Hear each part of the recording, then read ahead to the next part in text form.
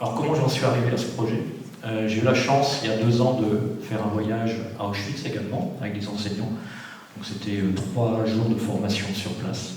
Et au retour, je m'étais promis d'amener une classe. Je voulais absolument qu'une fois au moins je puisse amener une classe à Auschwitz. Et je connaissais ce projet mené par le mémorial, par la région et par l'académie. Et donc j'ai postulé à ce projet et j'ai eu la chance que mon projet était revenu. Donc j'ai cherché qu'est-ce que je pouvais présenter. Et dans mes recherches, je suis tombé sur Robert Weil. Et là j'ai compris que c'était ça que je devais faire. Pour plusieurs raisons que je vais vous expliquer. Donc je vais vous présenter un petit peu comment on est arrivé jusqu'à cette soirée. Donc la présentation, l'idée c'est qu'en première on étudie la Shoah. Et à travers justement le parcours de M. Weil, on peut aborder tous les thèmes du cours. Donc c'était déjà un point très intéressant. Le deuxième point évidemment c'est que c'est un professeur d'ici. Donc ça pouvait aussi être un autre point très intéressant pour les élèves.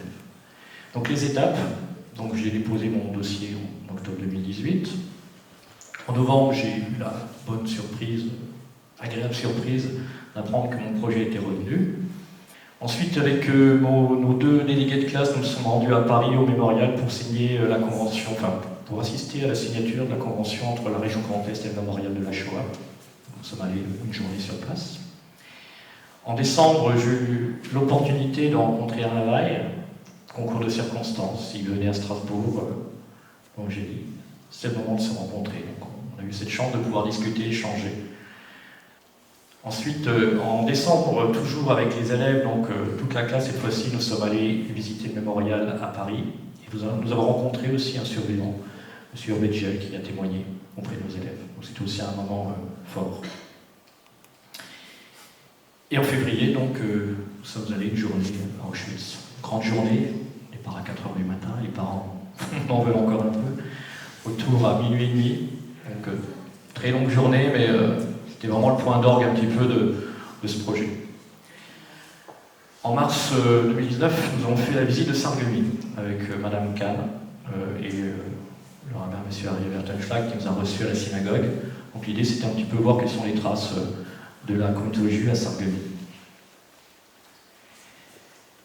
Et aujourd'hui, donc, restitution des travaux. Donc c'est l'épilogue de ce long travail mené tout au long de l'année avec les élèves. Cet après-midi, ils se sont entraînés, ils ont présenté leurs travaux à des classes. Donc voilà les 8 exposés qu'on va vous présenter ce soir. Voilà ce que je voulais vous dire. Maintenant, c'est le moment pour eux de se lancer dans le grand bain. Donc je vais appeler le premier groupe, 2 élèves en particulier, donc Octave et Ayoub, qui vont donc vous présenter une biographie sommaire, on aurait pu faire très long, de M. Robert Weil. Donc déjà bonjour à toutes et à tous. Comme vous l'a dit M. Franou, nous on va vous présenter la biographie de M. Weil. Alors tout d'abord je vais vous parler de sa vie avant la guerre. Robert Weil est né à Champignelles en 1912. Il était professeur en physique-chimie au lycée Jean de Pange, ici donc à Sarreguemines, en 1936. Et il a épousé sa première femme, Olga Spinga, en 1938, dont la famille est originaire de Cracovie en Pologne. Leur fille Ruth est née le 28 mai 1939. On peut voir une photo d'elle. En septembre 1939, il s'est fait évacuer de Sarreguemines des familles Spingard et Weil qui s'établissent d'abord à Angoulême puis à Bray.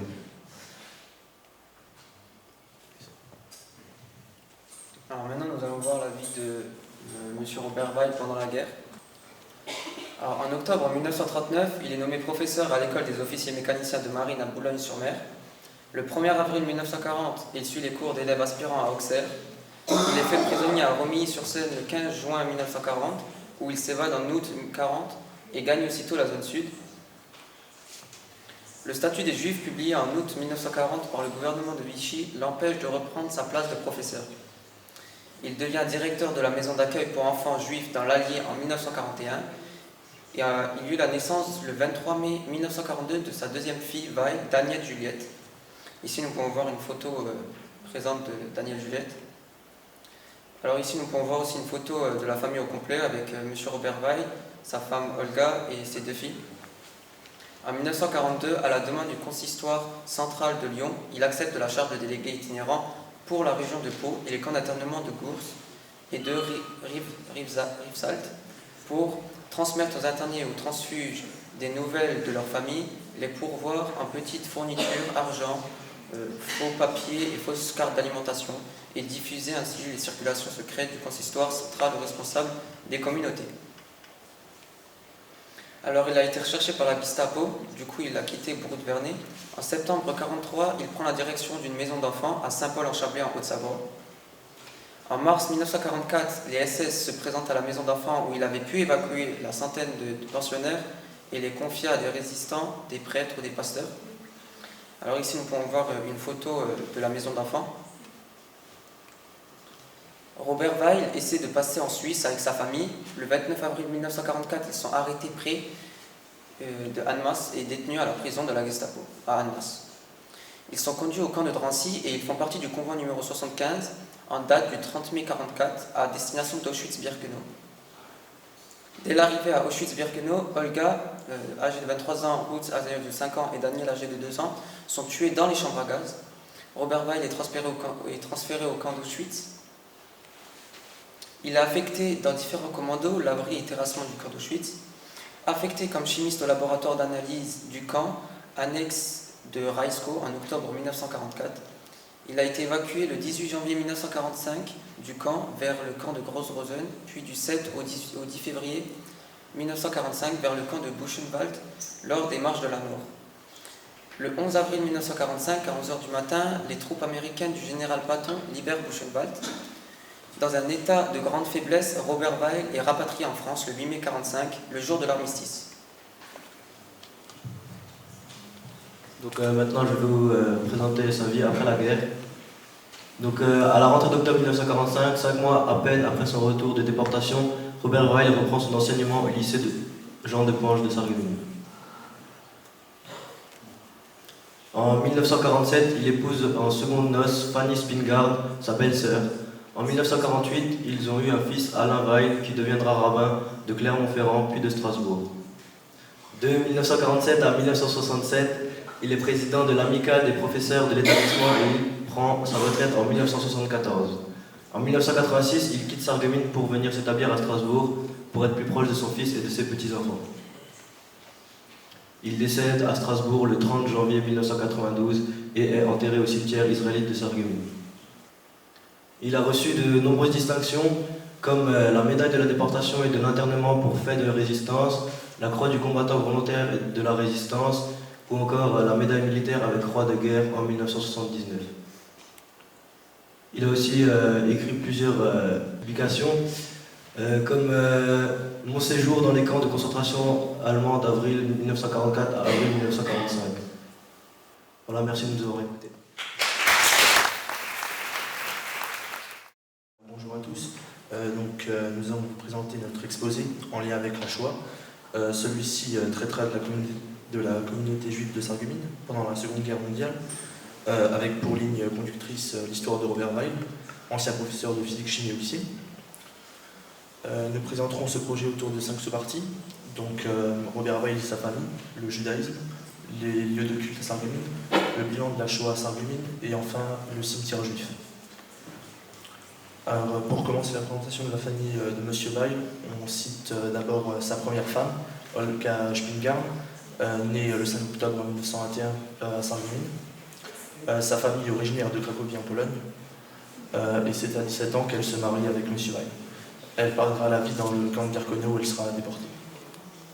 Ensuite, on a les 2 enfants de Robert Weil. Donc la première, Ruth Weil, qui est née en 1939 à Neuilly-sur-Seine. Et la deuxième, Daniel Juliette Weil, qui est née en 1942 à Vichy. Et les deux seront également déportés à Birkenau et tués. Alors, comme autres membres de la famille, on peut aussi trouver les beaux-parents de M. Weil, qui était commerçant à Sarreguemines, et leurs 3 filles, dont Olga Spingard, la première femme de M. Weil, et Fanny, la seconde. On a aussi une image de la mère de Robert Weil, Elisabeth Flonner, qui est née en 1873, et du père de M. Weil, Baruch Weil. À son retour, Robert Weil cherche à recréer un schéma familial à l'image du précédent, Il va donc se marier en 1947 avec sa seconde épouse, Fanny, qui n'est qu'autre que la sœur d'Olga, sa première femme. De cette union naîtra un fils, Alain Weil, qui est parmi nous ce soir. Robert Weil était donc professeur de physique au lycée Jean de Pange de Sarreguemines de 1945 à 1974 et il vécut jusqu'en 1986.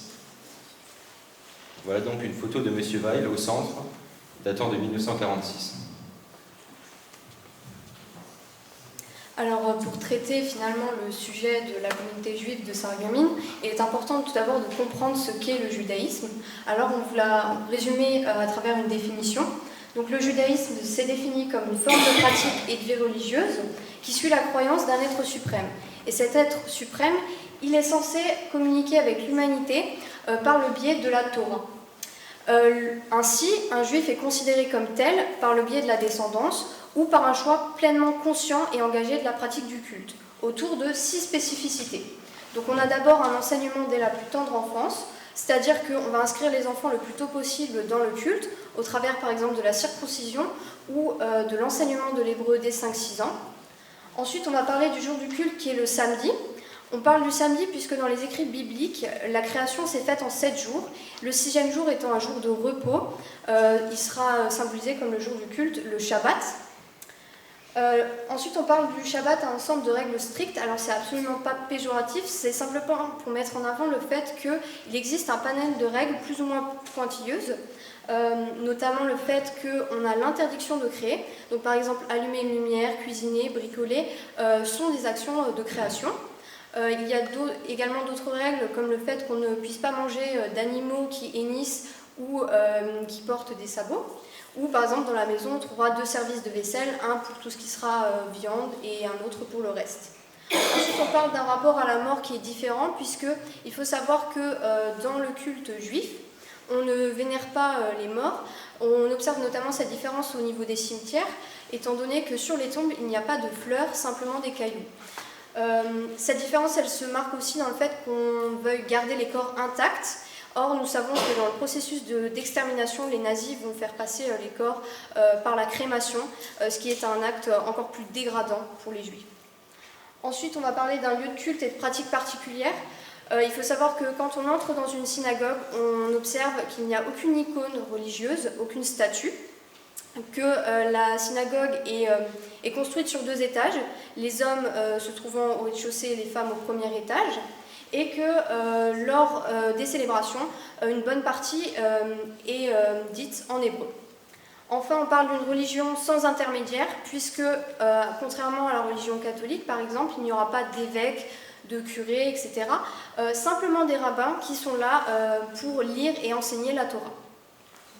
Donc après avoir parlé du judaïsme en général, on va s'intéresser plus concrètement à Sarreguemines avec les lieux de culte et l'implication religieuse de Robert Weil.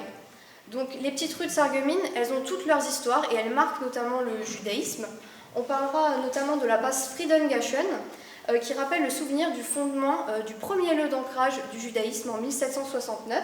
En effet, on a un marchand israélite qui s'appelle Ber et qui va demander à transformer une partie de sa maison en synagogue pour pouvoir pratiquer le culte israélite. Par la suite, on aura véritablement le premier édifice qui permettra de prier au niveau de la religion juive. C'est le premier lieu qui est adapté pour recevoir tous les fidèles. Donc on vous a mis l'ancienne synagogue qui a été construite en 1860. Malheureusement, elle va être incendiée en juin 1940 et le 20 septembre de la même année, elle sera dynamitée par les nazis parce qu'en plus de vouloir exterminer les juifs, on veut exterminer tout ce qui a un rapport avec eux et ça comprend les synagogues. Une plaque sera érigée en son souvenir et cette plaque on la trouve rue de la Chapelle dans la zone piétonne de Sarreguemines. Durant la guerre, les Juifs ils vont devoir se cacher pour pratiquer le culte. Donc de nombreuses habitations vont servir d'endroits secrets pour pouvoir prier. À leur retour, il faut savoir que les rescapés ils sont détruits et ils vont être encore plus attristés de savoir que leur lieu de culte en fait a été détruit. Et de ce fait, la communauté elle va s'attacher à reconstruire une synagogue et les travaux vont donc débuter en 1957. Cette synagogue, elle sera inaugurée le 1er mars 1959 et il faut savoir qu'elle a été construite à l'opposé de la précédente, c'est-à-dire de l'autre côté de la Sarre, à proximité d'églises catholiques et protestantes, dans le but de symboliser la paix et après un conflit aussi dévastateur que cette guerre. Donc Robert Weil était une personne très impliquée dans la religion. On peut dire aussi que c'était une personne qui a décidé d'élargir ses connaissances dans la vie religieuse après avoir fini ses études de professeur à l'aide de son cousin Abraham Deutsch qu'on peut voir au tableau. Ensuite, Robert Weil a décidé d'écrire un texte en expliquant, en racontant l'histoire de la communauté juive à Sarreguemines du XIIIe siècle au XXe siècle. On peut dire aussi que Robert Weil était un représentant reconnu par les Juifs. En 1962, Robert Weil a été élu membre du consistoire israélite de Moselle, ainsi qu'en 1966, il a été élu vice-président du consistoire de la Moselle.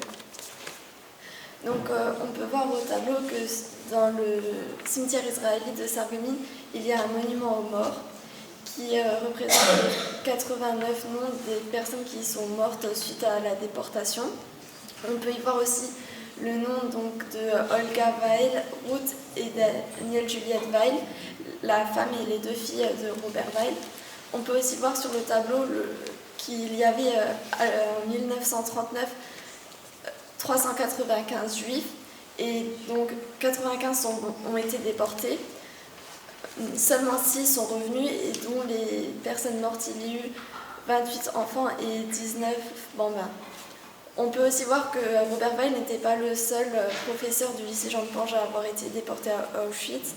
Il y avait aussi Maurice Blore, un professeur de français, Simon Kahn, un professeur de physique-chimie et Joseph Roth, un professeur de religion. Malheureusement, ces 3 personnes n'ont pas eu la chance de revenir en vie de Auschwitz. On peut voir que dans notre département, il y a de nombreuses synagogues et de cimetières car il y a une très importante communauté juive dans notre région. On peut aussi voir qu'il y a donc en haut à gauche, à droite, le cimetière juif de Sarreguemines qui a été créé dans les années 1900 et où il y a la tombe de Robert Weil. Donc on a aussi un cimetière juif à Frauenberg. À l'époque, les cimetières juifs n'étaient pas dans les villes, ils étaient dans la campagne. Donc on peut aussi dire que la première personne qui a été enterrée à Frauenberg a été enterrée en 1740.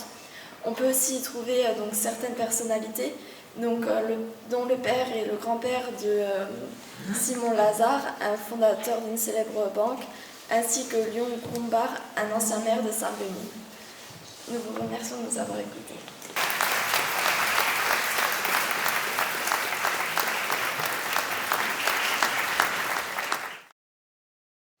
Bonjour à tous. Alors nous allons vous présenter le sujet « Les Juifs en France pendant la guerre ». Alors, à la veille de la Seconde Guerre mondiale, 300 000 Juifs vivaient en France. Ils s'engagent, comme tous les autres compatriotes français, dans l'armée lors de la déclaration de guerre. L'antisémitisme porté par Hitler se reprend en France après la collaboration de Pétain le 22 juin 1940. Les lois antisémites, la propagande, ainsi que les rapes et les arrestations sont les preuves de la haine à l'encontre des Juifs. Notre réflexion se basera sur la vie de Robert Weil, enseignant du lycée Jean de Pange avant la guerre. Alors, tout d'abord, nous allons voir les lois antisémites. Dans une seconde partie, nous verrons la propagande du gouvernement de Vichy. Et dans une dernière partie, nous verrons les arrestations et les rapes. Alors, les lois antisémites.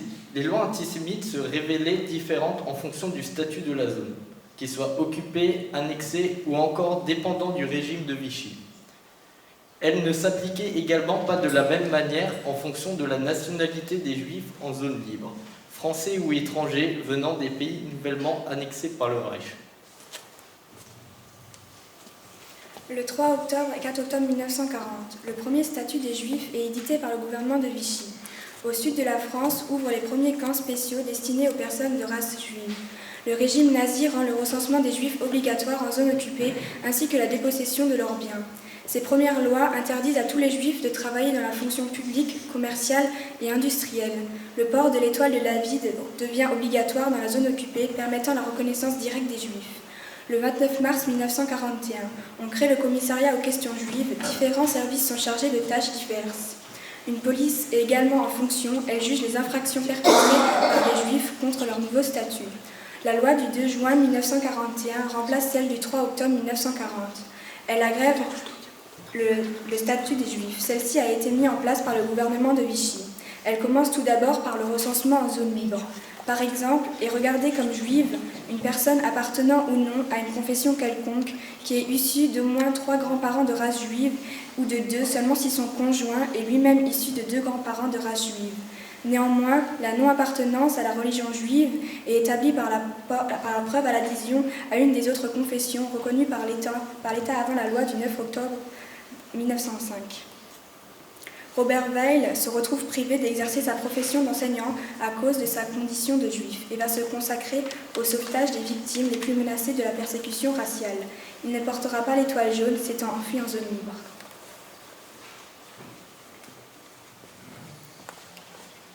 Donc, moi, je vais m'occuper des affiches de propagande. Donc, la propagande servait à véhiculer une idée, à embrigader la population. En l'occurrence, là, c'était l'antisémitisme que le régime de Vichy tentait de faire accepter. On voit ici, par exemple, sur cette image, donc appelée le complot juif, nous voyons à gauche les Britanniques, à droite les Soviétiques, et le tout qui serait dominé par les Juifs. Ensuite, à droite, nous voyons donc une affiche de propagande encore qui s'appelle « Laissez-nous tranquilles », où ici, on voit les bêtes à gauche, avec au-dessus marqué franc-maçon, le juif de Gaulle. Donc les ennemis désignés par le régime de Vichy. Ensuite, encore une autre affiche de propagande, donc ici qui nous raconte, qui est titré « Les Juifs ont volé », et du coup qui nous raconte le prétendu vol de 500 milliards au travail français par des Juifs, et qui serait aidé par des communistes. Également, une autre affiche de propagande, appelée elle l'étoile jaune, où déjà un titre évocateur, les Juifs assassinent dans l'ombre, et ce titre et cette image derrière sert à justifier le message qu'on veut faire passer, c'est-à-dire qu'il faut marquer les Juifs, qu'il faut les désigner, qu'il faut pouvoir les reconnaître dans la rue. Ensuite, du 5 septembre 1941 au 15 janvier 1942 à Paris, s'est produite l'exposition qui s'appelle « Le Juif et la France ». Donc, dans cette exposition, ont été montrées des affiches, des images, etc. Et dont le thème principal était la domination prétendue des Juifs sur le monde qui serait responsable des maux de la société. Et donc toute cette propagande sert donc à valider les actions ensuite, c'est-à-dire par exemple les lois antisémites, mais également tout ce qui est des agressions, tout ce qui est en général contre les Juifs.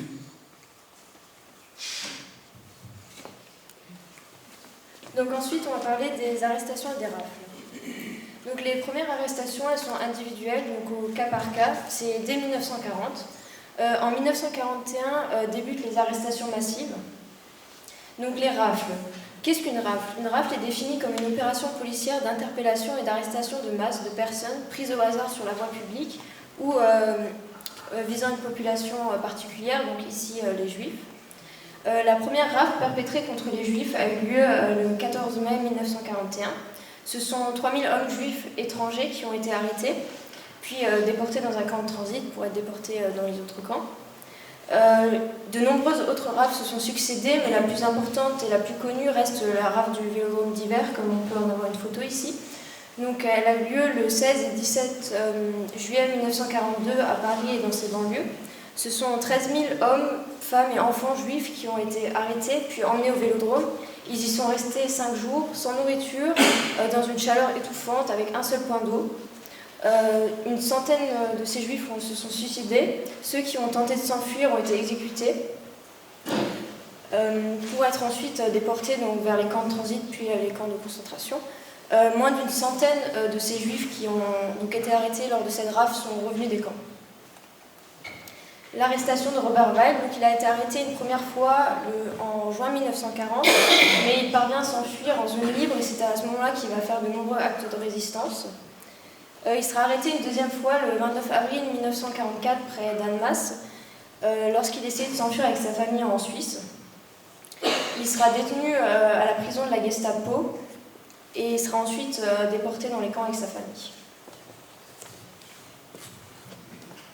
Nous allons maintenant passer à notre conclusion. Le statut des Juifs a changé pendant la guerre. Il y a les nombreuses lois antisémites les empêchant de vivre comme avant. Ces lois leur interdisant de nombreuses choses. C'est grâce à la propagande que le gouvernement de Vichy a réussi à endoctriner la population et à faire passer les lois antisémites, comme les lois justes. Les arrestations et les rafles ne sont que la suite logique du plan des nazis et du gouvernement de Vichy pour éradiquer les juifs. Robert Weil est un parfait exemple de juif ayant subi les lois et ayant été arrêté. Merci de nous avoir écoutés. Alors, bonsoir à tous. On a travaillé sur la résistance et l'occupation de Vichy face à l'antisémitisme. Nous allons d'abord parler du régime de Vichy, puis de la mise en place de la collaboration, puis la réponse face à ce régime, la résistance, enfin la résistance juive, dont fait partie le CRIF, l'œuvre de secours aux enfants, l'année juive ou l'organisation juive de combat, les éclaireurs israélites de France, puis les justes, les actes de résistance et les actes de résistance de Robert Weil. Le nom de régime de Vichy ou l'État français désigne le régime politique dirigé par Philippe Pétain, qui assure le gouvernement de la France du 10 juillet 1940 au 20 août 1944, durant l'occupation du pays par l'Allemagne nazie, après le vote plein pouvoir constituant à Philippe Pétain par l'Assemblée le 10 juillet 1940. Après avoir signé l'armistice, le 22 juin 1940, à Rotonde, avec le représentant du Troisième Reich, Pétain va demander à voir Hitler dans le but d'assouplir les conditions de l'armistice. C'est ainsi que le 24 octobre 1940, Pétain rencontre Hitler. La collaboration va alors prendre plusieurs tournants. Une collaboration économique. En 1945, Pétain va imposer le STO, service de travail obligatoire en France. Une collaboration militaire et policière avec des Français qui vont s'engager dans la LVF, Légion française volontaire. Et une collaboration politique. De nombreux hommes politiques français voudraient voir la France devenir comme un second Reich. On peut voir sur le tableau plusieurs affiches. C'est les affiches pour la collaboration économique, politique et militaire. La réponse face à ce nouveau régime est la résistance. Le 18 juin 1940, le général de Gaulle lance un appel à la résistance sur la BBC à Londres, mais peu d'hommes le rejoignent. L'essentiel de l'empire colonial reste fidèle à Vichy. Dès l'occupation allemande, des actes isolés de résistance se produisent. La résistance à l'intérieur va peu à peu s'organiser en réseau pour lutter contre les Allemands, mais aussi contre Vichy. Parmi les actes de résistance, on a l'information avec des affiches, des tracts, des faux papiers. La résistance publie également des journaux. Les résistants commettent aussi des actes de sabotage de chemins de fer, de poteaux électriques et de poteaux téléphoniques. La résistance juive en France. À la fin de l'année 1942, plusieurs conditions nécessaires au développement de la résistance juive sont réunies. La prise de conscience des objectifs de la politique allemande concernant les juifs, l'existence d'organisations pouvant fonctionner et enfin la possibilité d'aide d'une partie de la population environnante. Au sein de cette résistance juive, on retrouve plusieurs juifs de tout âge, dont le professeur Monsieur Weil, qui a aidé des jeunes juifs dans son domicile. Les spécialités et la menace qui planait sur tous les juifs ont incité certains d'entre eux à se regrouper pour secourir les internés dans les camps français, favoriser les filières d'évasion, la confection de faux papiers et lutter pour la libération. Les premiers réseaux clandestins sont formés autour des éclaireurs israélites de France dès 1941 et des œuvres de secours aux enfants, OSE. Une résistance militaire s'organise aussi avec l'armée juive qui deviendra à la libération de l'organisation juive de combat OJC. L'OSE, l'œuvre de secours aux enfants, est une association sous la direction de Georges Garel et est destinée au secours des enfants. Au secours des enfants et à l'assistance médicale aux juifs persécutés pendant la guerre. Elle a secouru plusieurs milliers d'enfants juifs pendant la Seconde Guerre mondiale. Les éclairs israélites de France. C'est en 1923 que Robert Gamson fonde les éclairs israélites de France. Il est l'une des principales figures de la résistance juive en France. Son association scout française sera alors dédiée à l'éducation juive. L'armée juive, organisation juive de combat, est une organisation de résistance créée en 1942 à Toulouse par Abraham Polonsky. Elle permettra le passage en Espagne de centaines de juifs, fournira d'autres en faux papiers et participera au combat de la libération. Le Conseil représentatif des institutions juives de France est né en 1944 et est issu du Comité général de défense juive créé dans la clandestinité dès juillet 1943 dans la France occupée. Le CRIF aura alors pour but le sauvetage des juifs réfugiés en France, gravement menacés par l'occupation de l'Allemagne nazie. L'organisation aura alors comme objet social la défense des droits et intérêts de la communauté juive en France et comme objectif la représentation de la communauté juive en France et la lutte contre l'antisémitisme. Entre 1953 et 1963, le titre de Juste parmi les nations a été créé en honneur aux hommes et aux femmes non juives ayant porté de l'aide aux juifs durant la Seconde Guerre mondiale, en leur fournissant secours, nourriture, vêtements, abris, cash, faux papiers. C'est lors de la création du mémorial de Yad Vashem, consacré aux victimes de la Shoah à Jérusalem, que le titre de Juste parmi les nations a été honoré. Après s'être fait prisonnier à Romilly-sur-Seine, le 15 juin 1940, il s'évade en août 1940 et Robert Weil gagne aussitôt la zone sud où il aidera bon nombre de juifs menacés par l'Allemagne nazie. Le statut des juifs, publié en août 1940 par le gouvernement de Vichy, l'empêche de reprendre sa place dans l'enseignement public. C'est en 1941 que Robert Weil commence les actes de résistance après que son cousin, le docteur Joseph Weil, directeur médical de l'œuvre de secours aux enfants. Il sera alors délégué pédagogique de la direction de la maison d'accueil pour les enfants de Brou-Vernet dans les Lys.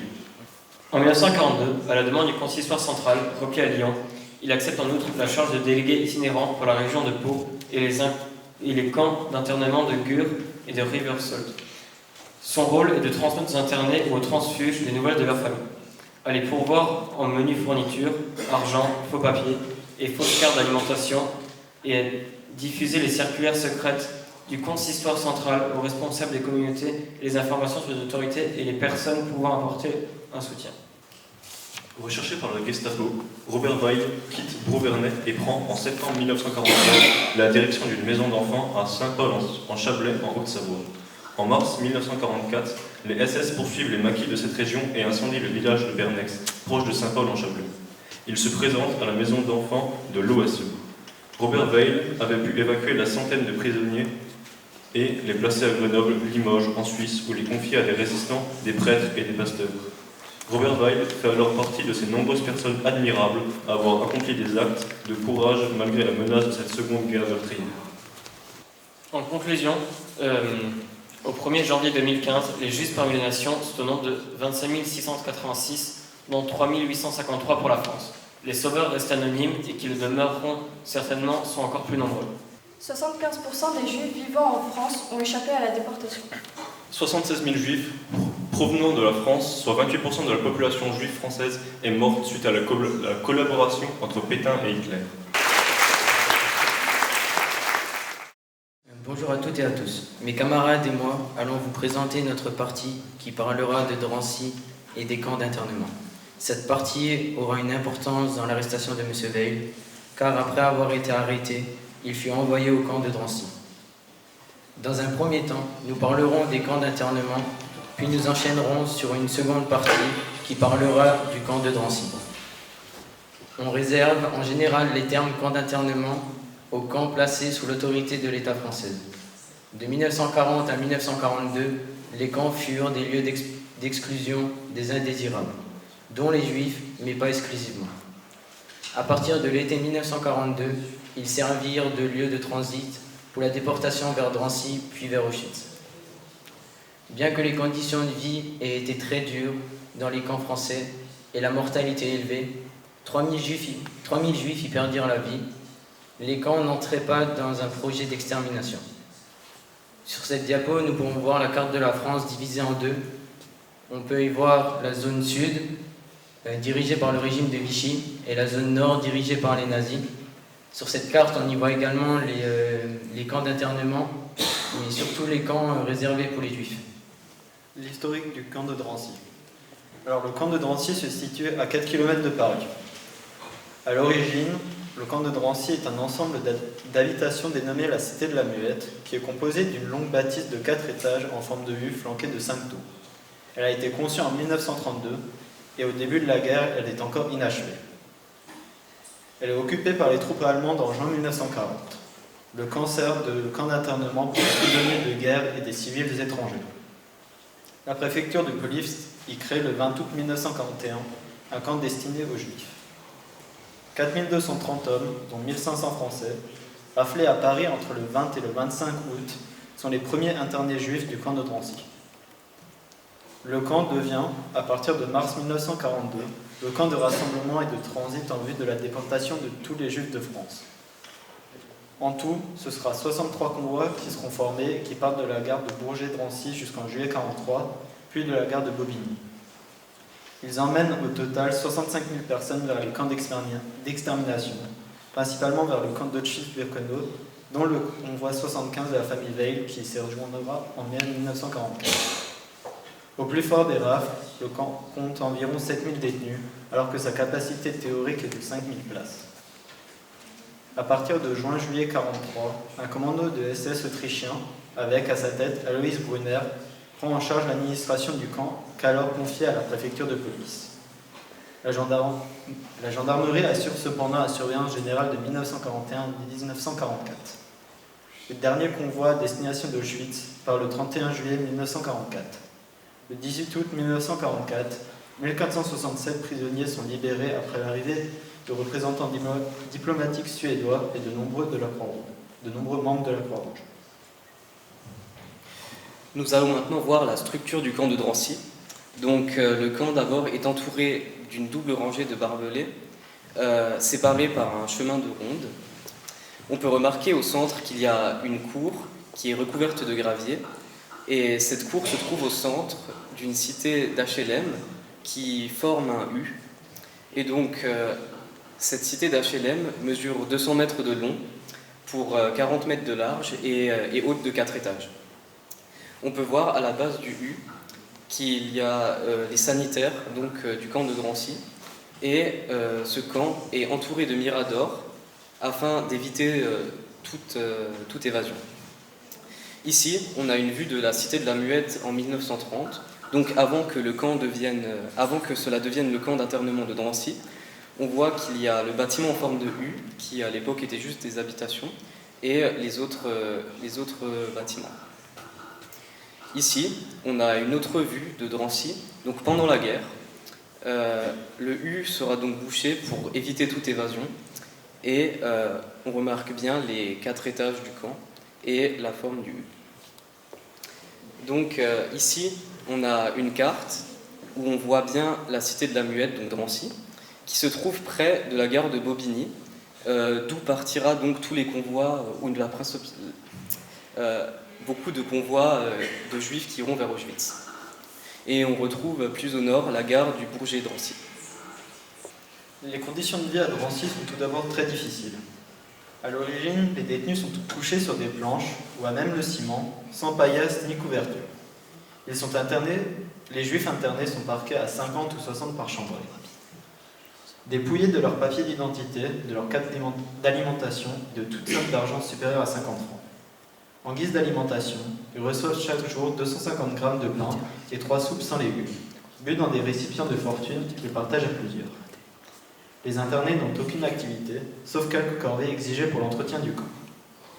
Donc, sur cette photographie, on observe la seule salle d'eau que les détenus juifs ont. Au total, ce sera 20 robinets que les juifs auront à leur disposition pour nettoyer leurs gamelles, leurs vêtements et pour se laver.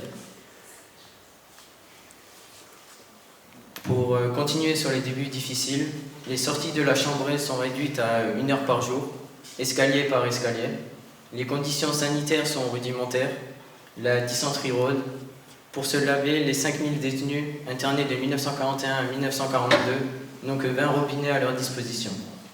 La vermine se multiplie, les internés sont dévorés par les poux et les punaises, les fenêtres se ferment mal et le vent s'engouffre dans les chambres. En hiver, le chauffage est nettement insuffisant. Pour tout acte d'indiscipline, un interné est condamné à quelques jours de cachot après avoir eu la tête rasée. Sur cette image, nous pouvons voir l'entrée du camp de la cour de Drancy et à la droite, un gendarme français. Le camp posséda ensuite une meilleure organisation par la suite. Donc d'abord, les douches fonctionnent et les appels se déroulèrent ensuite directement dans les chambres. Et le 20 septembre 1941, la Croix-Rouge est autorisée à installer une permanence dans le camp de Drancy, ce qui permettra le ravitaillement collectif. Des paillasses, des couvertures et des lits superposés arrivent enfin dans les chambres. Et les internés ont maintenant le droit de correspondre par courrier au rythme d'une lettre tous les 15 jours. Ici, on a une autre photo donc, de la cour de Drancy, et donc on voit les internés. Mais les conditions dans le camp restent quand même difficiles. Les colis alimentaires, qui sont autorisés que depuis le 1er novembre 1941, sont rentrés et fouillés par les gendarmes pour s'assurer qu'ils ne contiennent rien de suspect. Certains colis sont même confisqués par les gendarmes. Le 12 décembre 1941, un détachement allemand vient chercher 50 juifs qui sont fusillés comme otages avec d'autres otages non juifs. Entre décembre et mars 1942, plusieurs dizaines de juifs sont enlevés de Drancy pour être fusillés. Le camp étant alors utilisé par les Allemands comme réservoir d'otages. Au début de juin 1942, tous les internés sont contraints de porter l'étoile jaune. Il y eut une tentative d'évasion, donc en septembre 1943, des résistants du camp de Drancy construirent un tunnel qui était destiné à permettre l'évacuation de l'intégralité des internés du camp. Donc le tunnel mesurait 38 mètres de long et avait 1,30 m de haut et 70 cm de large. Il était boisé et éclairé, mais malheureusement, les Allemands le découvrirent et procédèrent à l'arrestation de 14 des internés qui ont construit le tunnel. Ils furent interrogés sous la torture, mais aucun ne parla. Ils furent déportés dans le 62e convoi le 20 novembre 1943, et sur les 14 des 12 juifs, 12 sautèrent du train en marche et purent rejoindre la résistance. Maintenant, nous allons parler du poids de Drancy dans la Shoah. Drancy a vu passer la très grande majorité des Juifs déportés de France vers les camps de la mort. Sur 76 000 hommes, femmes et enfants, Juifs déportés de France durant la Seconde Guerre mondiale, 65 000 le furent en effet à partir de Drancy. Moins de 2 000 d'entre eux sont revenus, soit à peine 3%. Ces chiffres indiquent l'importance du rôle de Drancy dans la Shoah entre 1942 et 1944. Voici une image d'un lieu de mémoire situé à la cité de la Muette. Le camp comporte un wagon qui servait à déplacer les Juifs et un lieu de mémoire qui est un monument en hommage aux internés. Il faut savoir que la cité de la Muette est aujourd'hui à nouveau habitée, malgré que cette cité contenait le camp de Drancy. Aujourd'hui, c'est donc un lieu de vie et de souvenirs et de mémoire pour éviter qu'on ne refasse les mêmes erreurs. Nous vous remercions de nous avoir donné de votre temps pour nous écouter.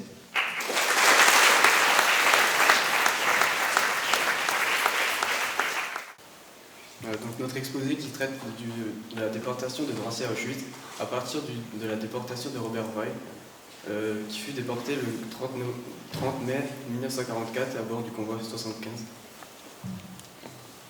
Donc pour ce faire, on va d'abord vous présenter qu'est-ce que c'est Drancy et où est-ce que ça se situe, la famille Weil, le convoi 75, le trajet des convois, l'arrivée à Auschwitz, le bilan du convoi 75, le bilan de la déportation depuis la France, le rôle de la SNCF et enfin un lieu de mémoire, la gare de Bobigny.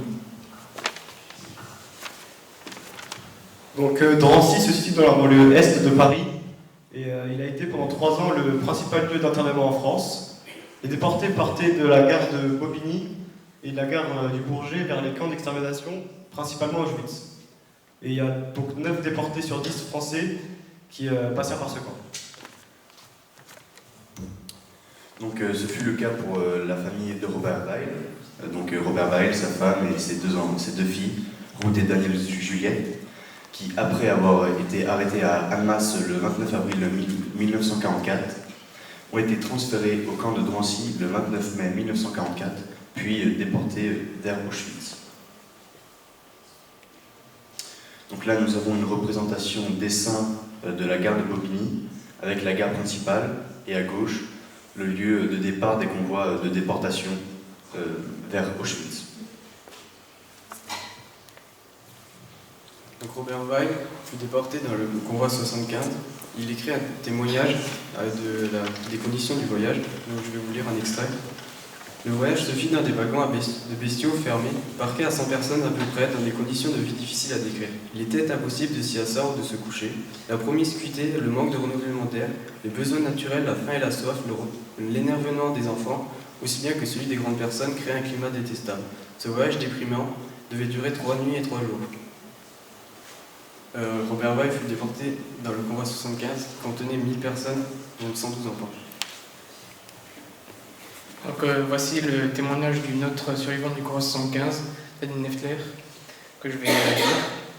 Alors les soldats nous poussent à coups de crosse dans les wagons, hommes, femmes, enfants, vieillards, à plus de 100 par wagon. Il faisait très chaud ce jour-là. Nous étions entassés, nous pouvions tout juste nous asseoir, les genoux repliés sur la poitrine. Le train est resté immobile pendant des heures, j'ai cru que j'allais étouffer. Heureusement, ma mère avait la bonne idée de nous passer près des 2 lucarnes qui encadrent la porte. Nous pouvions au moins respirer un peu, et lorsque le convoi s'est ébranlé, nous avons pu avaler avec délice de l'air, tiède mais de l'air. Les portes des wagons étaient verrouillées. Un peu de paille était étalé sur le sol. On avait posé un baril d'eau au milieu du wagon et au fond un autre baril pour les besoins naturels. La nuit, une nuit de cauchemar. Pour pouvoir dormir un peu, il fallait que quelqu'un se mette debout afin qu'un autre puisse allonger ses jambes. Ceci à tour de rôle. On avait soif et on suffoquait dans cette pestilence. Pendant un arrêt dans une gare, des gens circulaient, pas du tout étonnés de voir des êtres humains dans des trains de marchandises et des soldats autour de mitrailleuses sur le toit du dernier wagon. Je l'ai vu parce que je me suis porté volontaire pour aller chercher l'eau.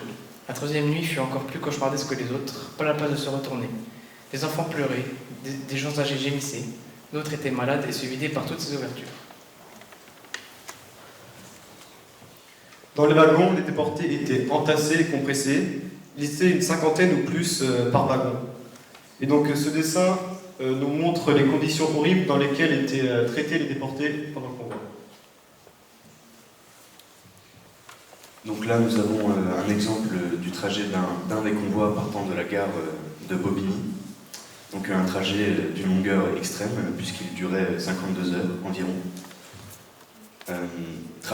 Durée qui est expliquée par la non-priorité des convois de déportés face aux convois de ravitaillement de l'armée allemande.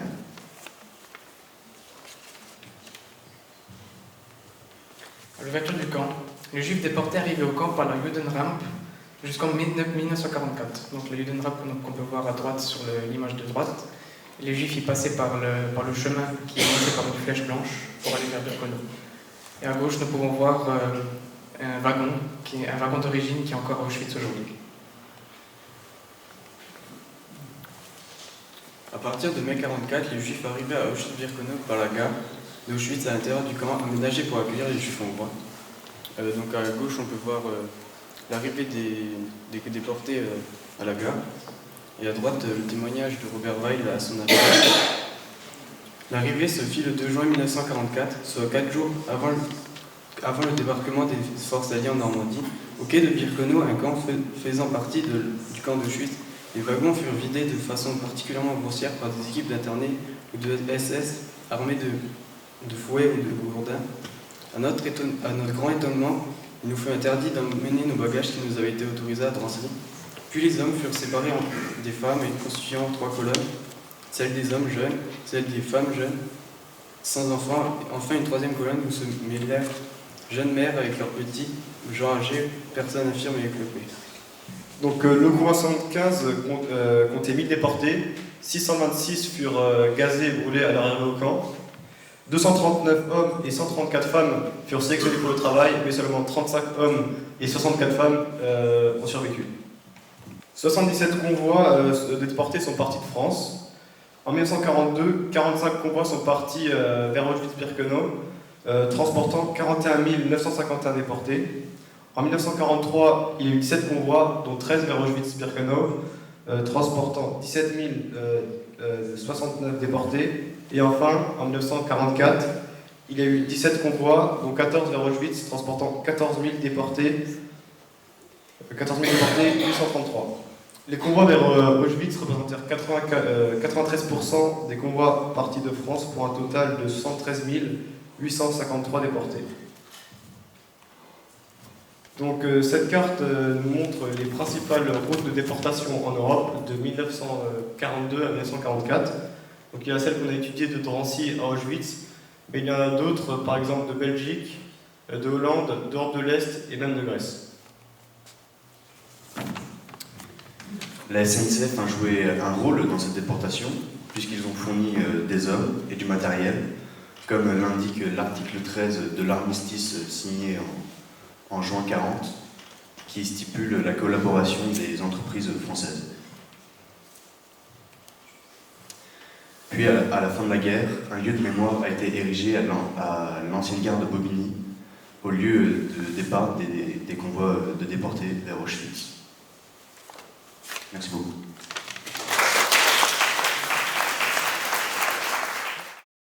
Bonsoir à tous.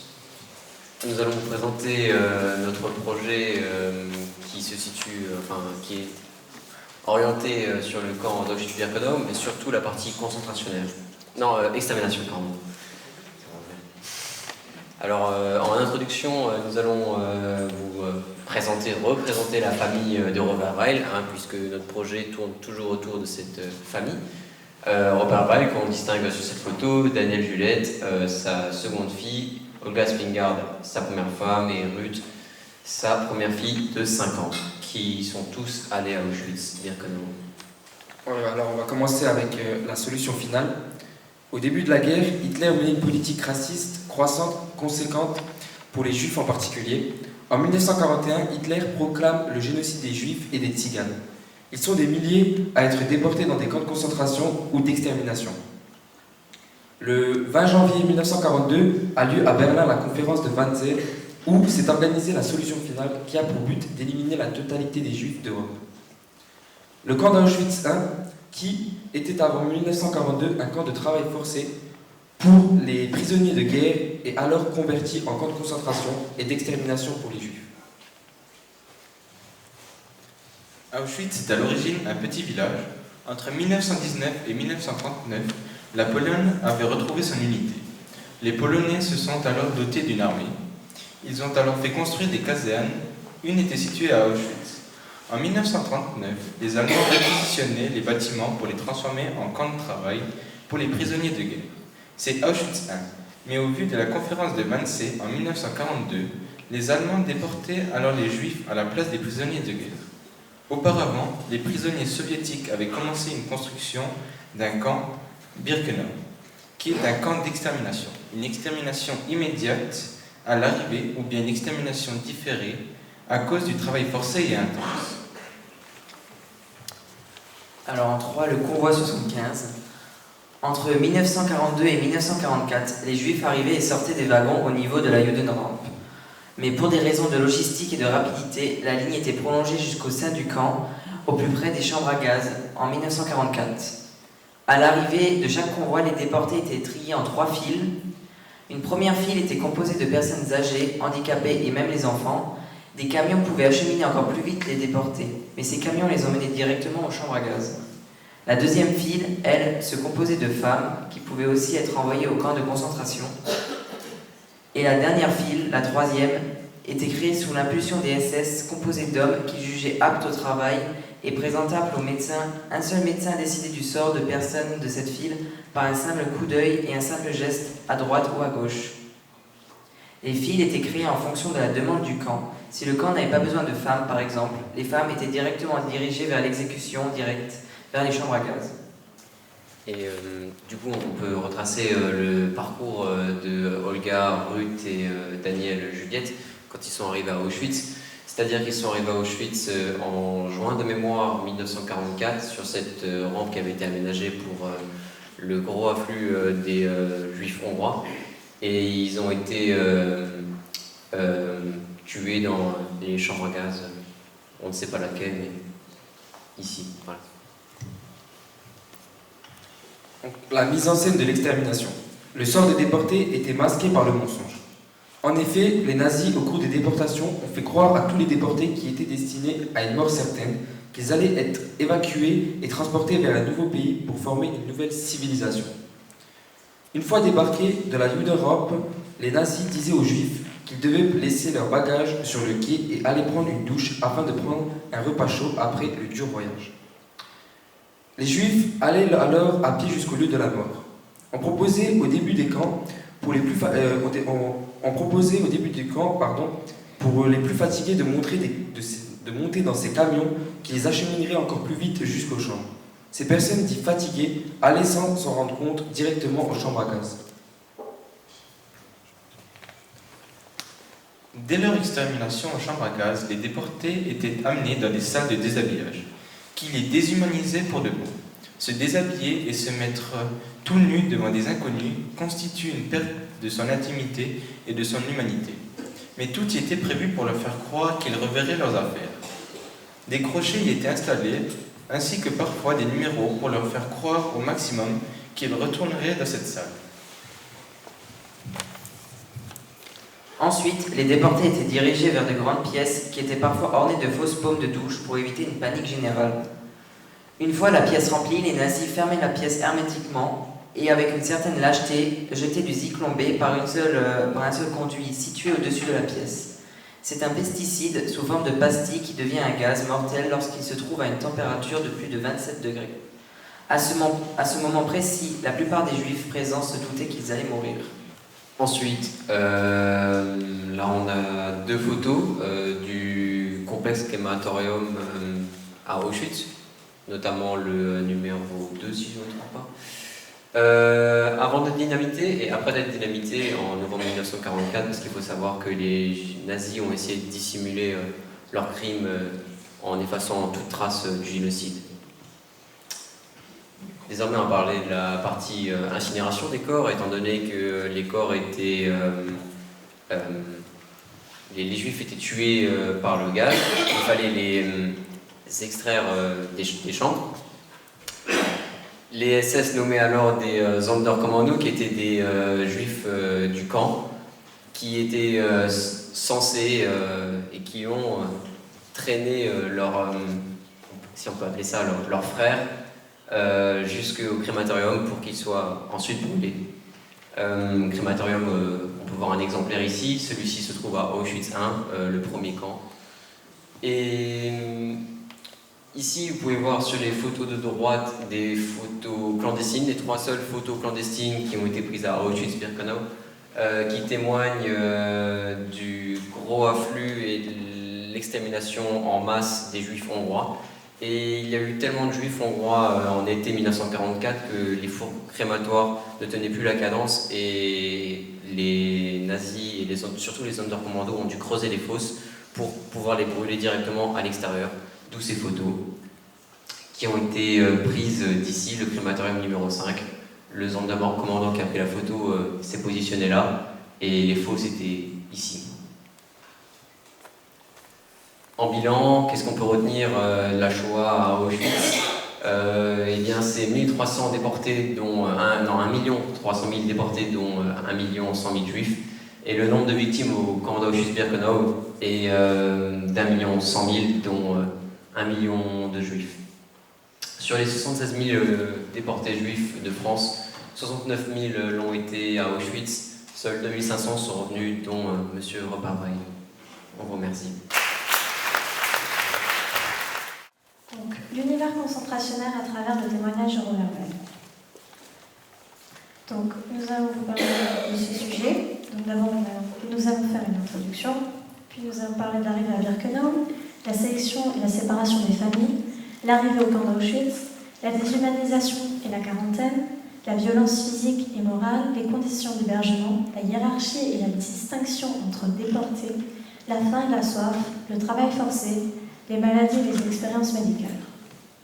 Donc en introduction, Robert Weil est arrivé avec sa famille à Auschwitz-Birkenau le 2 juin 1944 pour rejoindre le camp d'Auschwitz où il y reste jusqu'en octobre, date à laquelle il intègre le camp de Reiskow jusqu'à l'évacuation du camp du 18 janvier 1945.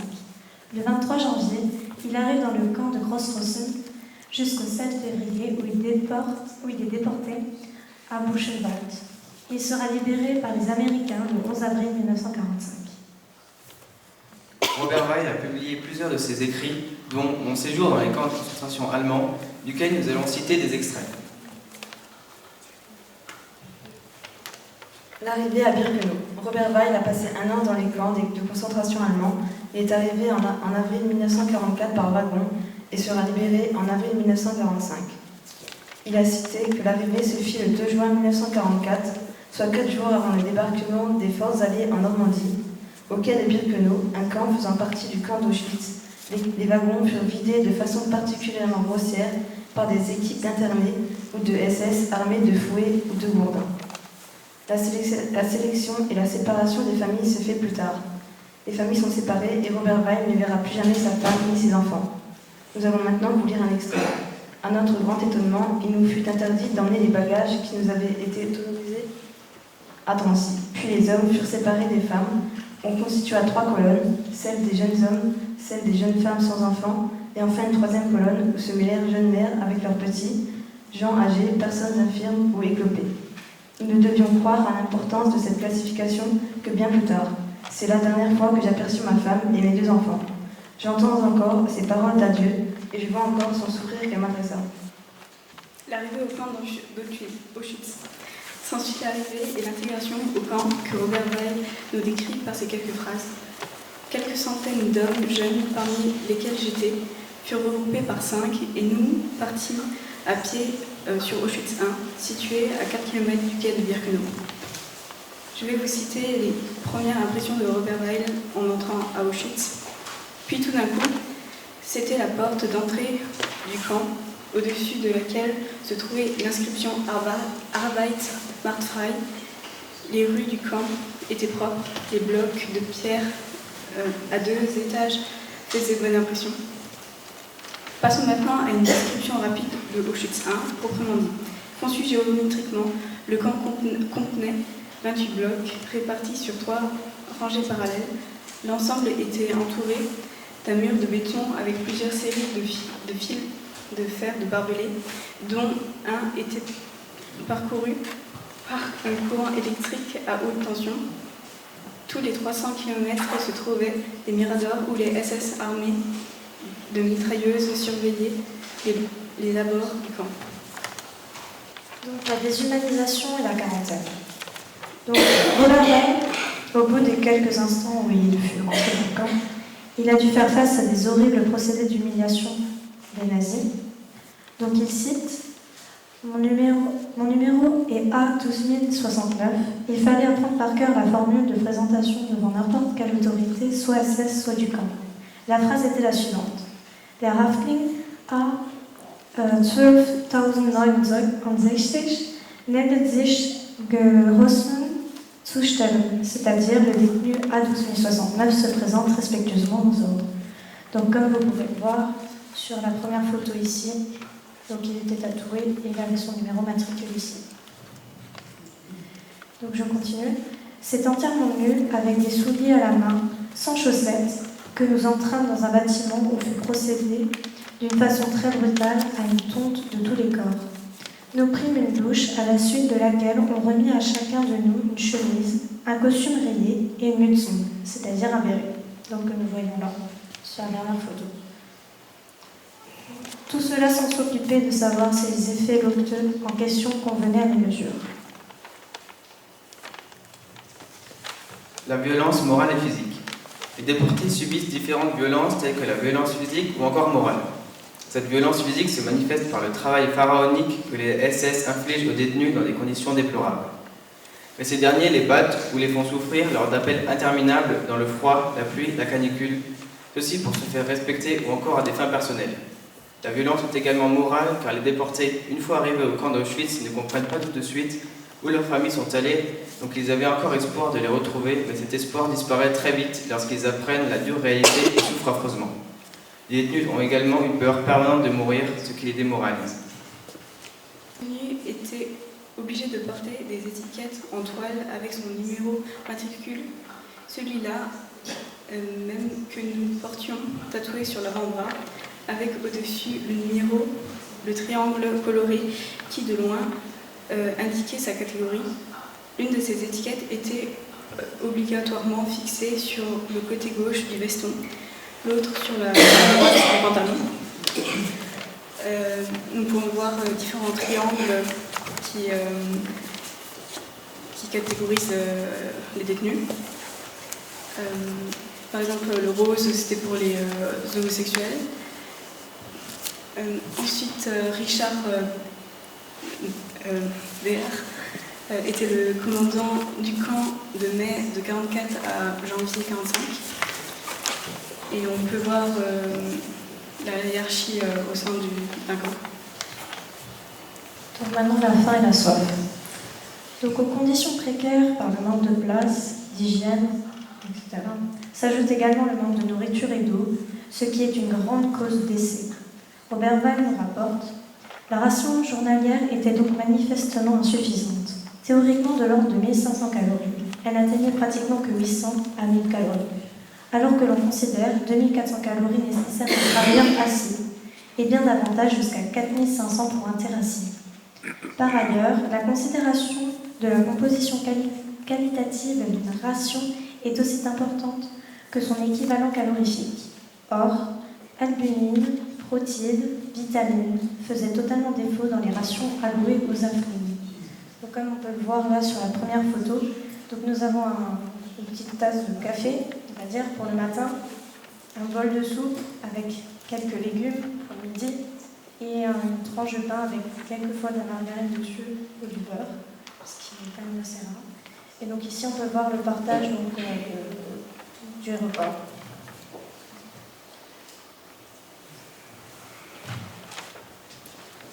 Le travail forcé. Donc il y a différents travaux. Donc par exemple il y a les travaux extérieurs tels que le terrassement qui était très difficile, ou encore les travaux intérieurs tels que les usines, ou encore travailler dans un laboratoire de chimie tel que Robert Weil. Il dit d'ailleurs qu'il a travaillé pendant plusieurs mois au terrassement et qu'il a aussi connu des chefs d'équipe qui étaient restés des hommes. Donc la maladie et les expériences médicales. Dans les baraquements, les maladies se prolifèrent rapidement et entraînent le plus souvent la mort car le manque de premières nécessités entraîne une baisse de leur défense immunitaire. La promiscuité des détenus entraîne l'apparition de poux, de puces et d'autres encore. Les visites médicales sont effectuées et les plus faibles sont envoyés dans les chambres à gaz ou dans l'hôpital, qui était d'une apparence car en réalité, des expériences étaient effectuées sur les détenus. Merci de nous avoir écoutés. Benjamin va lire le dernier paragraphe du livre écrit par Robert Weil qui s'intitulait « Mon séjour dans les camps ». Je pense que pour terminer, c'était vraiment un passage que je voulais que vous écoutiez. Dans les camps d'extermination, il a existé un extraordinaire héroïsme du quotidien, exigeant de l'esprit de l'individu à la fois qu'il triomphe de la barbarie qui l'entourait et qu'il soit à chaque instant et dans toute situation porteur de civilisation et de dignité humaine. La liberté ayant disparu, elle ne vivait plus qu'en nous-mêmes. Chaque déporté dans les camps de la mort avait à choisir, soit l'adaptation à l'état concentrationnaire par l'acceptation de la désintégration morale, la déshumanisation par le retour à la vie animale, soit la lutte permanente contre un milieu cruel et sans éthique par l'effort de l'esprit. L'histoire des camps de concentration montre cet aspect dualiste de l'être humain, l'horreur et la déchéance dans lesquelles il peut s'anéantir, l'héroïsme en vue du maintien de la dignité éminente de l'homme par l'attachement aux valeurs de la civilisation dont il peut faire preuve dans des conditions d'esclavage indescriptibles. C'est ce courant puissant d'authentique humanité qui permet d'espérer dans l'avenir. Avenir dont les jeunes générations sont le meilleur garant, à condition qu'elles aient préalablement été averties par la connaissance de l'histoire, cette histoire que nous avons vécue et qui nous a marqués à jamais. Je tiens à vous exprimer, au nom de la communauté israélite, nos plus vifs remerciements et plus vives félicitations pour vos actions concernant le devoir de mémoire de la Shoah, tant par votre voyage à Auschwitz-Birkenau que par le rappel de la vie de M. Robert Weil. Honneur et respect vous sont dus. Transmettre Toujours et encore transmettre, ne jamais oublier, afin que se concrétise cette phrase, plus jamais cela. Dans un monde en ébullition, dans un monde où règne une certaine violence, dans un monde où se dévoilent toutes sortes de discriminations et régulièrement de l'antisémitisme, je tiens à vous exprimer mon ressenti.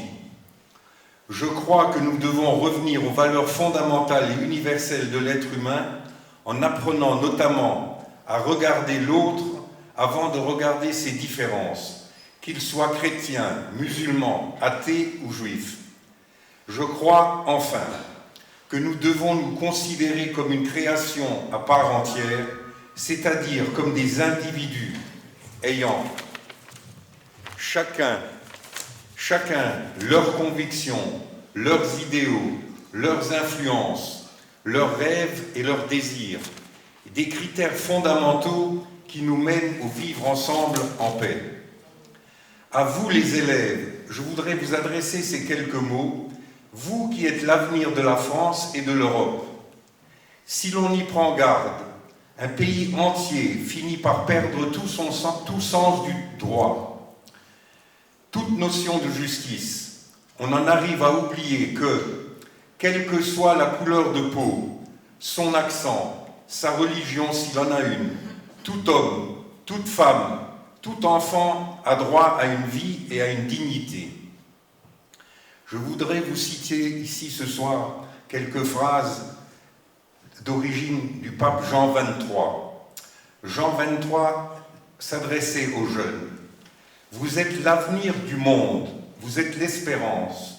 Réfléchissez bien, vous les jeunes qui êtes précisément à l'âge où l'on tient à être beau ou belle pour plaire aux autres. Un jeune homme, une jeune fille doivent être beaux avant tout et surtout intérieurement. Sans une telle beauté intérieure, tous les efforts tournés vers le corps ne feront ni de lui ni d'elle une personne vraiment belle. Monsieur le grand rabbin Alain Weil, c'est avec une certaine nostalgie que je me rappelle de votre papa Robert Weil. Monsieur Weil était un homme qui nous a marqués de par son érudition, son savoir, ses compétences, son amabilité et sa serviabilité et surtout son sourire. Tout simplement dit, Monsieur Weil avait de la classe. Je vous remercie de m'avoir écouté. Plutôt que de parler moi-même, je vous lirai une partie d'un discours que mon père avait fait sur la déportation et qu'il avait prononcé le 30 août 1975 à Strasbourg. Moi-même, c'est-à-dire c'était à peu près au moment où j'ai commencé mon poste, j'ai débuté comme rabbin de Strasbourg à cette époque-là. Donc c'était également une attention de la communauté de l'avoir fait venir. Il faut savoir que la communauté de Strasbourg, chaque année, fait parler un ancien déporté ou une ancienne déportée, dans la mesure où il y en a encore, profiter de cette opportunité, si on peut dire, et c'est une soirée particulièrement émouvante. Donc voici ce texte. Pourquoi nous tournons-nous vers le passé concentrationnaire qui, à l'instar de la femme de Lot, risque de nous transformer en statue de sel, tarissant en nous tout élan de vie? Pourquoi, comme le dit le poète Robert Desnos, mort au camp de Thérésine, pourquoi ne chantons-nous que les refrains de Bagne au son d'un éternel et lugubre tocsin, alors que dans les montagnes retentit le bruit des cors et des buccins? Il y a 30 ans, en 1945, lors de l'avance des armées alliées, provoquant l'écoulement apocalyptique de l'Allemagne nazie, s'ouvraient les portes des bagnes concentrationnaires, percées dans d'épais réseaux de barbelés, que dominaient sinistres et lugubres miradors, ces portes qui avaient été conçues par de méphistotéliques architectes pour n'être franchies qu'une seule fois et dans un seul sens. Et aux yeux d'un monde épouvanté, s'offrait une réalité invraisemblable et atroce, un hallucinant grouillement d'êtres humains, ou de ce qu'il en restait, parqués par milliers entre les barbelés électrifiés, exténués par le travail et les privations, décimés par des épidémies de dysenterie, de typhoïde et de typhus. Les déportés qui avaient résisté à ce sort n'avaient eu qu'un seul but, tenir, jusqu'à ce jour passionnément attendu, où la liberté à nouveau nous tendait ses bras. Tenir, c'est-à-dire conserver un comportement digne d'un être civilisé dans l'affreux creuset du troupeau concentrationnaire.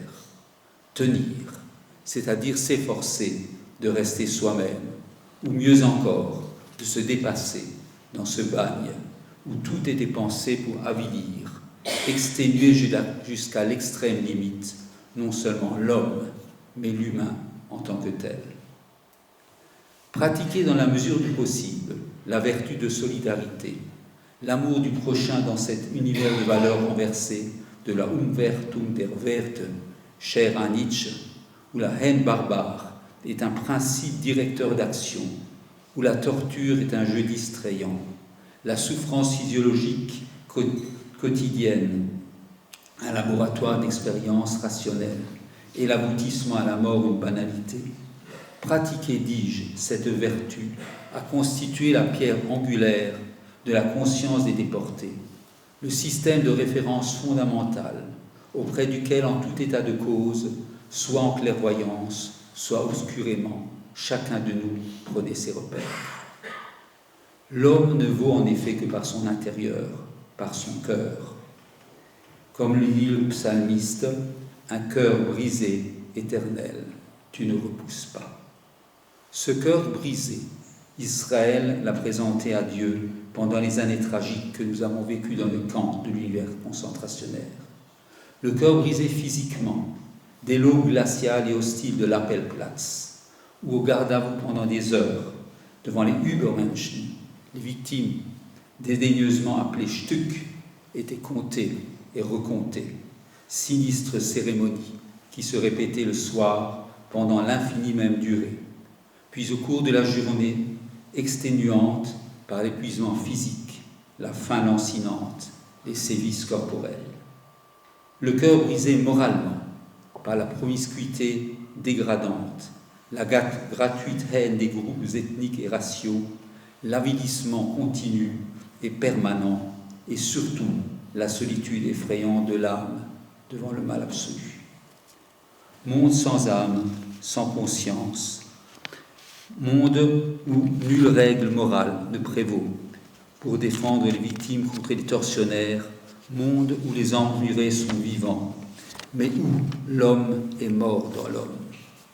Et c'est lors de ces interminables appels, dans le silence cauchemardesque qui régnait dans les camps, silence entrecoupé par des bruits de bottes, des claquements de talons, des hurlements brutaux, parfois hélas des détonations, que j'ai compris toute la valeur, toute la symbolique profonde, tout l'engagement de cette partie de la prière quotidienne.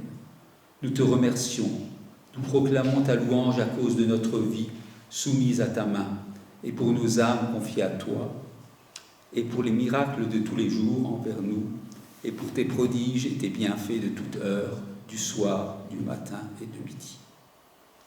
Il y a un peu plus de 30 ans que les derniers cortèges tragiques de vieillards et de jeunes femmes, avec leurs enfants, ont été introduits dans les chambres à gaz d'Auschwitz. Il y a 30 ans que les portes des bancs hitlériens s'ouvrirent devant les derniers survivants de l'invraisemblable tragédie. On a dit des revenants de Verdun qu'ils revenaient d'un pays monstrueux et morne, dont personne n'osait fouiller le secret. Mais que dire du secret d'Auschwitz? L'immense holocauste, comme l'écrit le professeur Yankelevitch, pèse comme une tare et un invisible remords sur notre modernité. Buchenwald, Auschwitz, Dachau, Treblinka ne ressemblent à rien. Le crime est sans commune mesure avec quoi que ce soit, pensé dogmatiquement, organisé scientifiquement, exécuté rationnellement. Que notre pensée aille d'abord vers ceux des nôtres qui n'ont pas eu la joie de retrouver la saveur de la vie et de la liberté. Avant d'évoquer leurs nobles souvenirs, leurs pauvres souvenirs, rendons grâce à Dieu d'avoir été de ceux qui ont eu le privilège de ne pas s'éteindre alors que toutes les sources de vie étaient épuisées et taries. Transmettons-leur un message, leur message, un message d'espérance, pas n'importe quelle espérance, l'espérance juive du prophète Jérémie qui voit surgir de la marmite bouillante la promesse d'un monde nouveau, le Bereshit, les prémices du futur. Comme le dit Goethe avec tant d'émotion, oui, leur silhouette chancelante s'approche, nimbée de l'ombre de Nacht und Nebel. Je revois mon ami le grand Rama Hirschler, dont la force de caractère et la grandeur d'âme exceptionnelle fortifiaient tous ceux qui dans cette détresse avaient le bonheur de le connaître.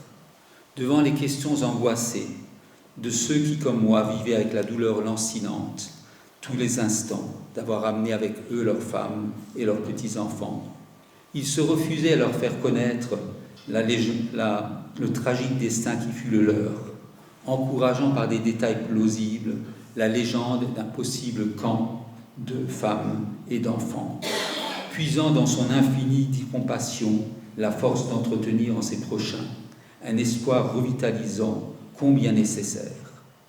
Il disparut lors des derniers jours de cet esclavage hallucinant, serrant précieusement dans sa main un ultime message de sa pauvre femme, message qu'il avait réussi à sauver en dépit de tous les dangers encourus, de toutes les fouilles corporelles, de toutes les évacuations d'un camp à l'autre. Quant à nous, qui sommes encore là, nous sommes leurs témoins. C'est grâce à eux que nous n'avons pas désespéré de l'espèce humaine. Le Talmud, par la bouche de l'un de ses maîtres, dit « Là où il n'y a pas d'homme, efforce-toi d'être un homme ».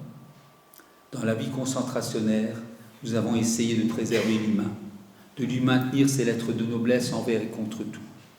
Personne n'a pu nous ravir la vie intérieure, la foi en Dieu, l'amour de sa loi, l'infinie pitié pour l'homme, le grand espoir qu'un jour se lèvera où l'esprit soufflera à nouveau.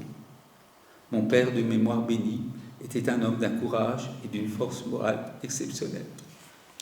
Il avait tenu, malgré les épreuves endurées, à reprendre du service dès 1945 et avait réussi à parler de son expérience traumatisante immédiatement en prononçant le discours traditionnel à la distribution des prix du lycée en 1946. Il m'a appris à ne jamais perdre espoir. Son livre, qui a été nombreuses fois cité, Témoignages sur son séjour dans les camps, se termine par cette citation de Goethe, il aimait beaucoup cet auteur, « Wir heißen euch hoffen », nous vous ordonnons d'espérer.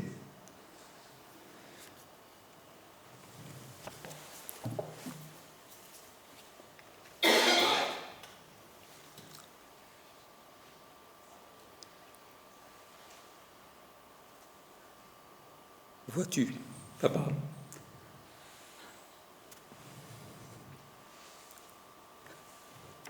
cette soirée,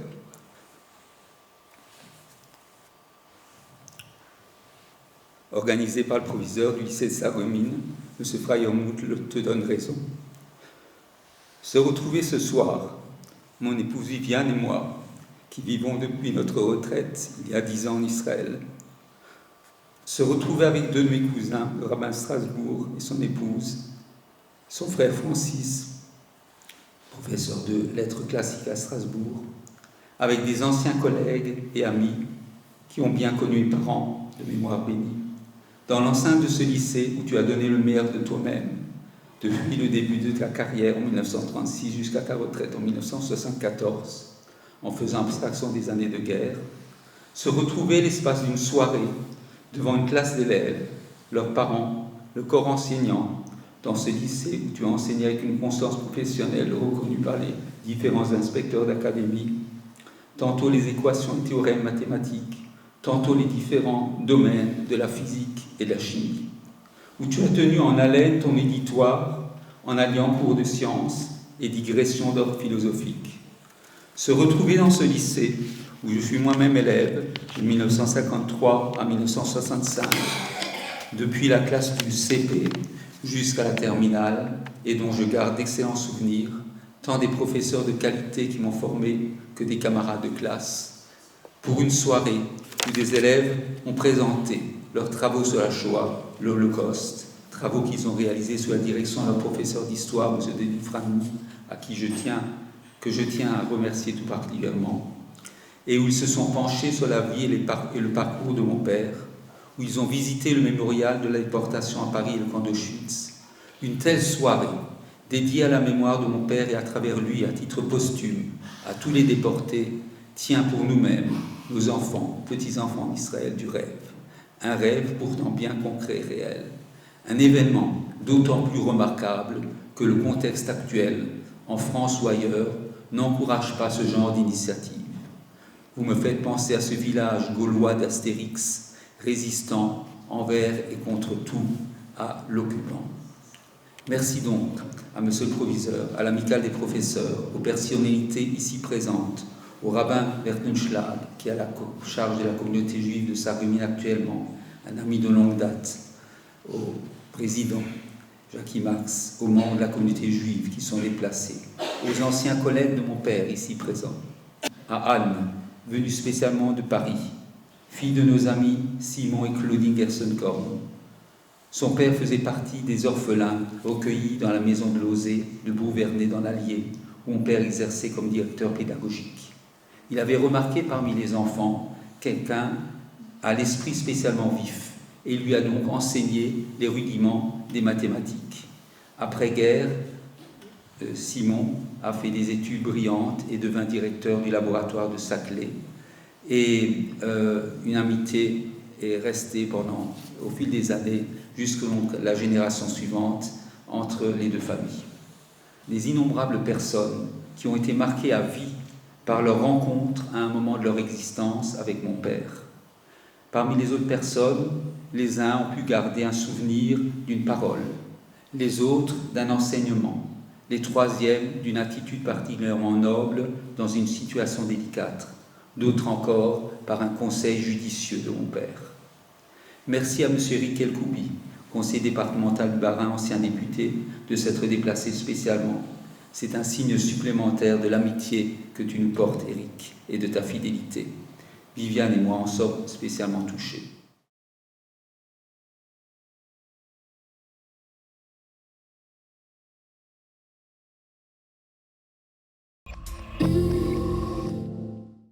Venez goûter les délices chocolatées de Jacques Bockel à Stirin-Vendel.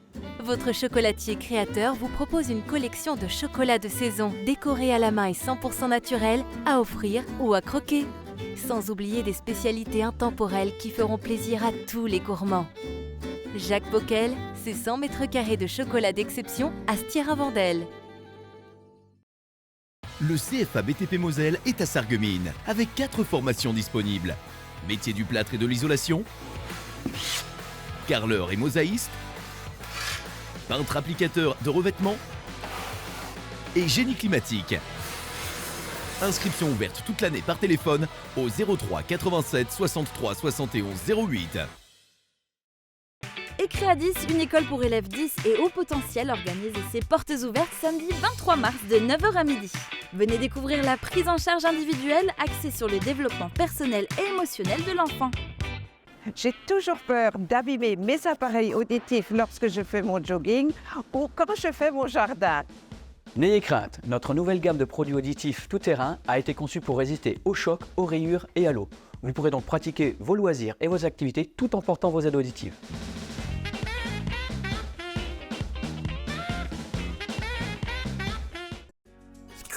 Mireille de Plate se met au vert au milieu de la forêt des langues. Mais quel rapport entre les langues et l'écosystème? Nous vous invitons à le découvrir tout au long de l'année à Sarreguemines avec de nombreux rendez-vous autour de la langue francique. Nous interrogerons ensemble la relation entre l'usage des langues et leur risque de disparition et comment les préserver. Spectacles, conférences, théâtres, projections, soirées festives et bien plus encore. Le Plate à Sarreguemines se vit au quotidien. Programme complet sur sarreguemines.fr/plate.